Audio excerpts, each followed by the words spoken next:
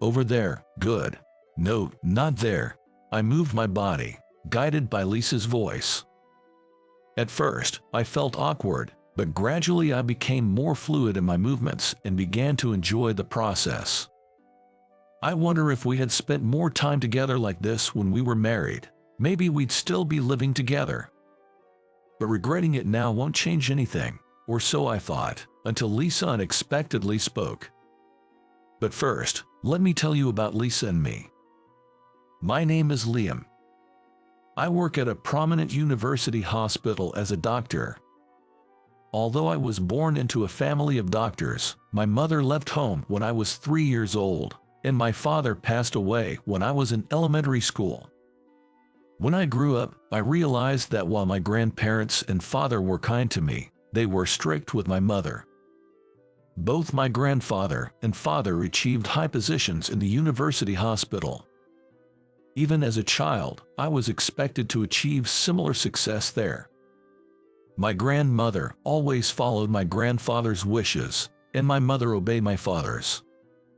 I think my grandmother believed that was the way to live.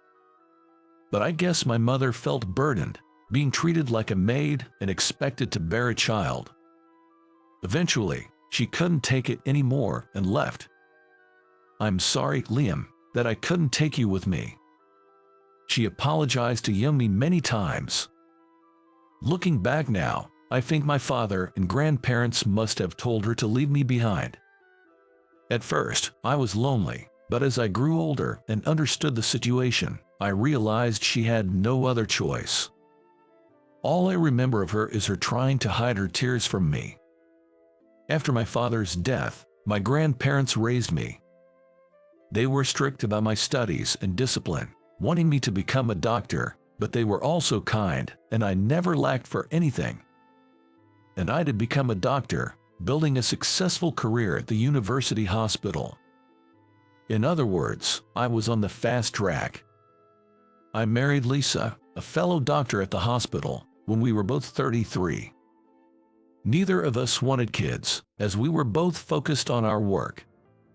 Given the demanding nature of our jobs, we hardly had any time to think about starting a family. When we did get some time off, we tried to spend it together. When we were dating and just after we got married, we used to celebrate anniversaries and take vacations. But as our married life went on, we started to drift apart. We were just so busy. We often had to work late or overnight and hardly ever got to see each other.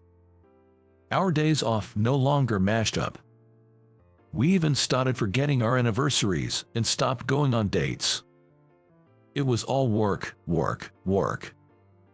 The only thing on our minds as a couple was our work. At this rate, we have no point in being a couple. I can't remember if it was me or my wife who first said that. But it triggered our divorce. The discussions about our divorce went surprisingly smoothly.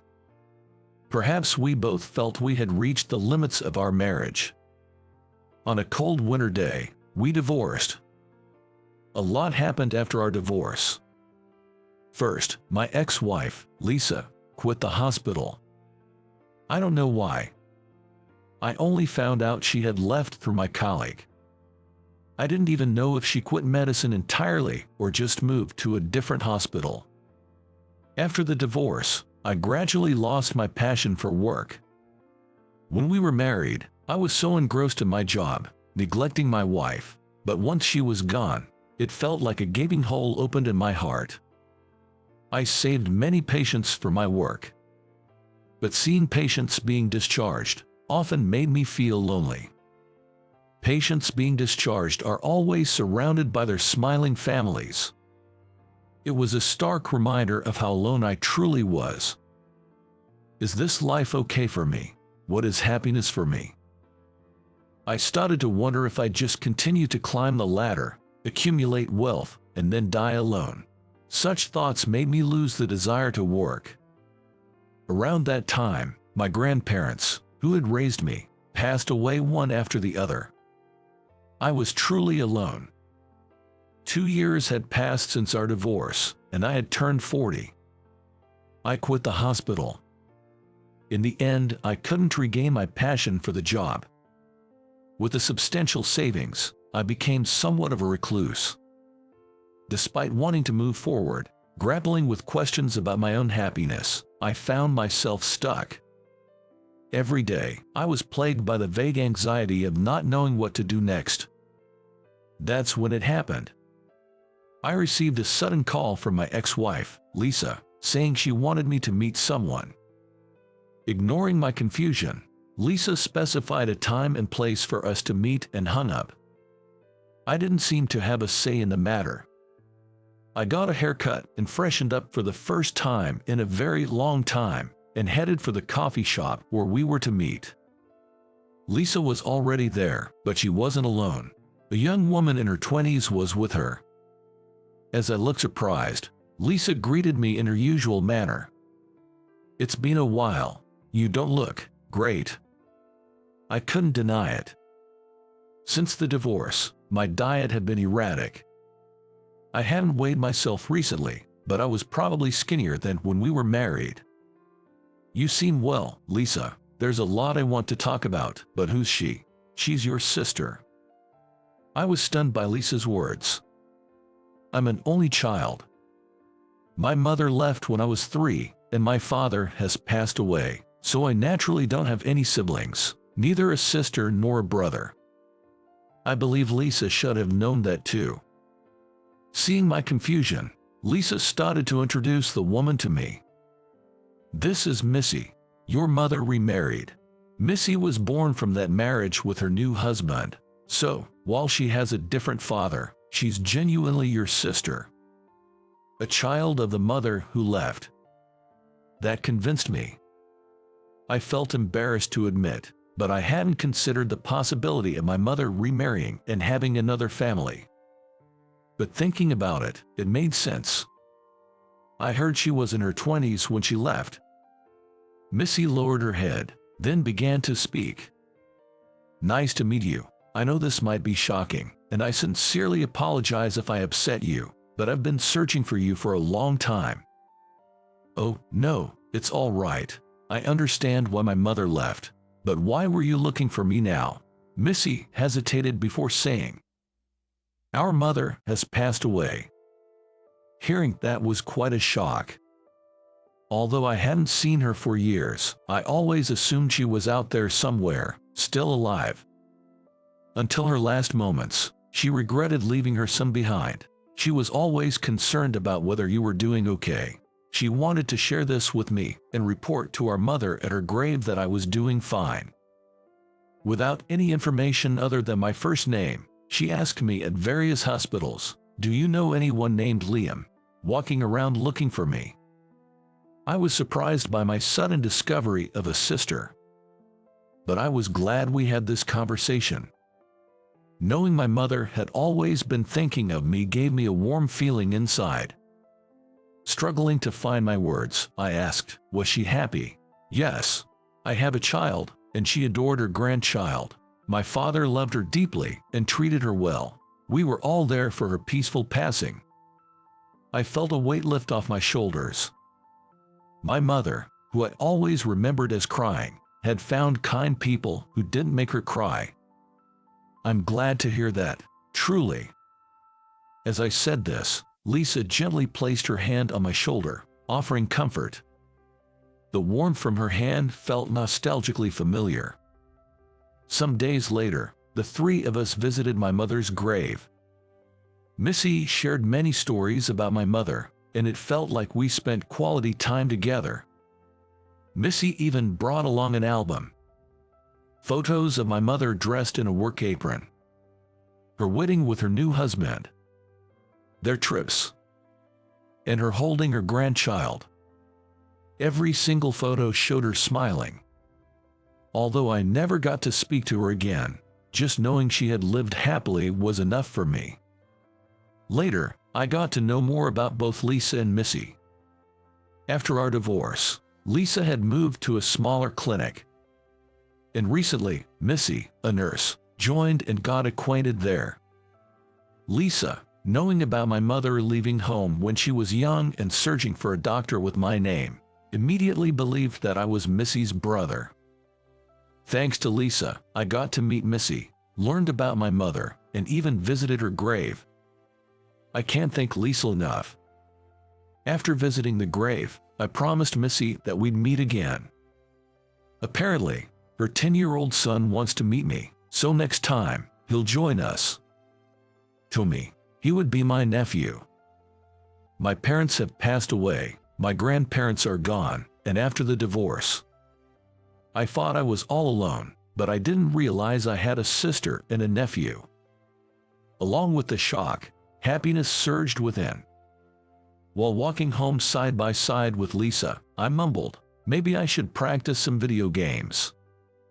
I heard from Missy that my nephew loves games. I'd love to bond over it. But then, Lisa said, why don't you come over to my place? I wondered, but Lisa said, you'll understand when you come, and I decided to go with her. I quickly realized why. Her place was filled with gaming consoles and games. Since I moved to the clinic, I don't have to work late, no night shifts or weekend duties. Thanks to that, I'm healthier, both physically and mentally. With more free time, I casually started gaming and got hooked, Lisa shared. Never would have imagined you getting into gaming. It's so different from when we were married. Back when we were dating, and even during our marriage, Lisa was all about work. Her days were packed from morning till night, barely even getting enough sleep. Yet, seeing her talk passionately about gaming, her face lit up. I could tell she was genuinely enjoying her life now. Knowing how content she looked post-divorce, I felt genuinely relieved. Afterward, Lisa and I were engrossed in gaming. That said, I was a gaming newbie, so Lisa, sitting beside me, was like, good move there, or nah, not there, as she guided me. As I responded to her instructions and got more into the game, I started enjoying it. The hours spent gaming with Lisa were just too fun.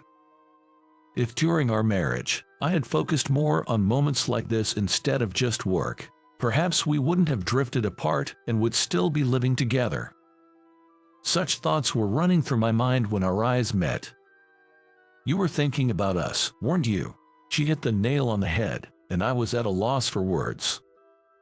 Were you thinking about our time during our marriage? Jess, back then, it was all about work. I mean, I knew spending time with you outside of work was enjoyable, but I never really cherished it or gave it much thought. I've regretted that. Lisa had a smile on her face. I think those work-focused days were fulfilling, but now, I feel amazing, and I appreciate the calm days I have. That's why I don't regret our divorce. I heard from a colleague that you've been shutting yourself in at home. You can't continue like that. Find something you love and get on with your life. Though Lisa said it lightly, but I could tell from her expression that she was serious. After our divorce, it seemed like I was the only one who had stopped in time. Lisa properly faced herself that her marriage didn't work out. She values the time she can relax and find something she loves to do by changing the way she works. I am ashamed of myself for shutting myself away and saying that everything is not going well. Yeah, I get that. I want to think that our divorce, as much as I don't regret it, was a necessary step for moving forward. I'm done feeling sorry for myself whenever things don't go well. On this day, I stopped being a recluse. I began job hunting afterward and got a position at a small private clinic. There was a gap in my career, so I had to start with relearning things, but the thrill of stepping into something new was there, and I looked forward to work every day.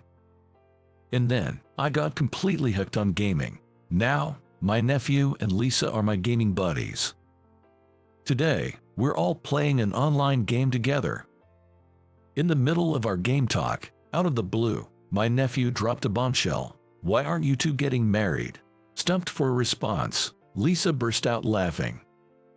She playfully responded, well, it's up to Liam here. Her response got my heart racing, and I started plotting in my head on how to ask her out soon.